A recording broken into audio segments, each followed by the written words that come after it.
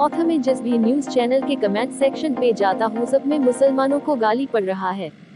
तालिबानियों का अफगानिस्तान कब्जे के बाद इस्लाम समाज को बहुत ज्यादा गाली पड़ रहा है।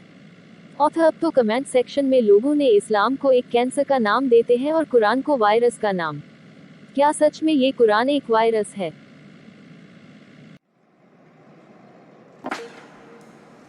अर्रहमानिर्रहीम, इसका मतलब जो अत्यंत कृपाशील और दयावान, अर्थात वह विश्व की व्यवस्था एवं रक्षा अपनी अपार दया से कर रहा है, अतः प्रशंसा एवं पूजा के योग्य भी मात्र वही है। एमिली, ये जो दया और कृपा की बात में नहीं, इन इस्लामियों का किताब कहता है। सारे दुनिया इन इस्लामियों का दया और कृपा बड़े उत्सुक से देख रहे हैं। इन इस्लामियों का कृपा और दया हथियारों और गोला बारूद से बरसता है। एमिली, दुनिया में हर धर्म के लोग छोटे बड़े लड़ाई करते हैं पर किसी भीड़ में जाकर खुद को बॉम्ब से उड़ाते नहीं। सिर्फ इस्लाम धर्म के लोग यही करते हैं। देश विभाजन के वक्त भारत के सारे मुस्लिम्स को अपना अलग एक इस्लाम स्टेट बनने का मौका था। इससे एकता बढ़ता था भारतीयों की तरह, पर कुछ मुस्लिम्स हिंदुस्तान में रहकर बहुत बड़ी गलती कर दी। अगर भारत के सारे मुस्लिम्स को पाकिस्तान नाम का एक देश मिल रहा था तो सारे मुस्लिम भारत को छोड़ के अपने धर्म के लोगों के साथ रहने अगर चले जाते तो हिंदुस्तान में धर्म को लेकर इतना हंगामा नहीं होता। विश्व का पहला धर्म ग्रंथ ऋग्वेद है। धर्म ग्रंथ की शुरुआत हिंदुओं ने पहले किया, उसके बाद बाकी सब धर्म ने हिंदुओं की धर्म ग्रंथ को देख के अपना अपना किताब लिखना शुरू कर दिया। इन इस्लामियों के धर्म ग्रंथ में लिखा है, अगर तुम बछड़े को पूजा करोगे तो तुम अत्याचारी हो। इस्लामियों का ये नियम अपना इस्लामिक देश में लागू हो सकता है पर हिंदुस्तान में नहीं। हमारे हिंदुस्तान में बुद्ध भी है, सिख भी है, उनके साथ तो हम कभी गोला बारूद से लड़ाई नहीं करते। अगर करते तो सिर्फ इन इस्लामियों के साथ। बहुत हो गया, अब नहीं एमिली, ये इस्लाम की वजह से विश्व ने बहुत सारे धन जीवन नष्ट किए हैं। इन इस्लामियों के धर्म ग्रंथ में लिखा है कि अल्लाह ने किसी मूसा को एक गाय वध करने की आदेश देते हैं। एमिली, गाय को वध करने के बारे में लिखना एक सोची समझी रणनीति है हिंदुओं की भावना के साथ खिलवाड़ करने के लिए। दुनिया में और भी कई पशु पक्षी हैं, उनको क्यों नहीं चुना गया?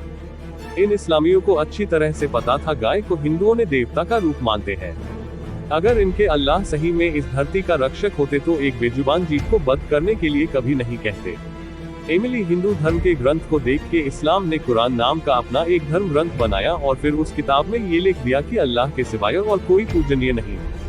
दुनिया के लगभग सारे देश इन इस्लामियों को पनाह देने से हिचकिचाते हैं।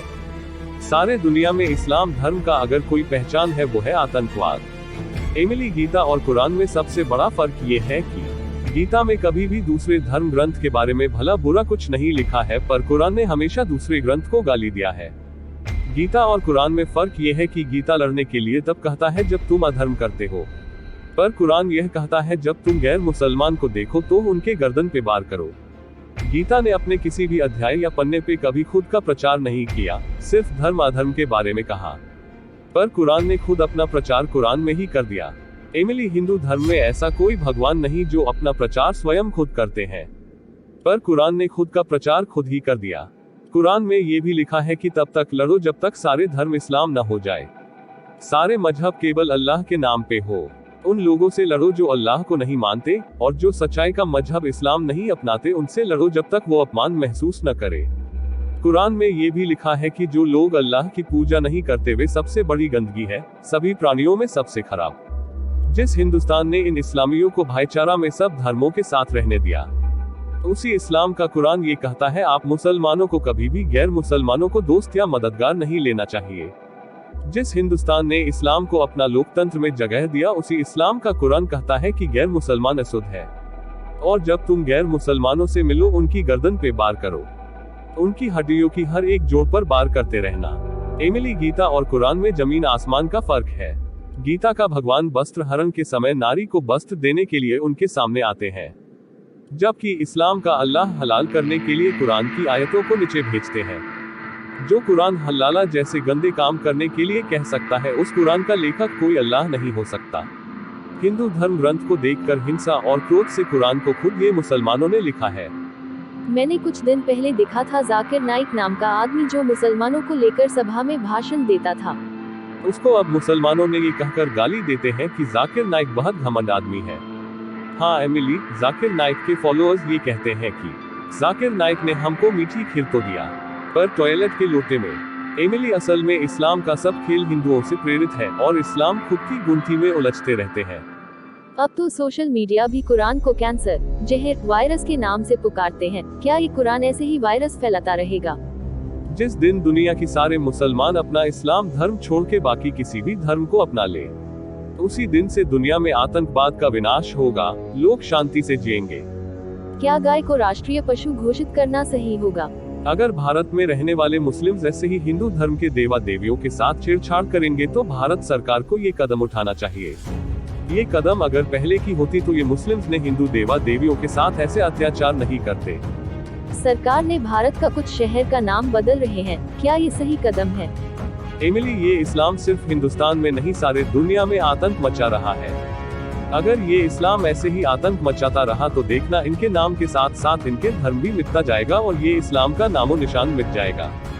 कुछ व्यूअर्स हमारा टॉप टाइम चैनल पर कमेंट करते हैं कि मोदी जी मीडिया का इस्तेमाल कर रहे हैं, क्या ये बात सही है? एमिली, जो भी पीएम के बारे में ये सब बात कह रहे हैं उनसे पूछो क्या विपक्ष कुछ नहीं करता?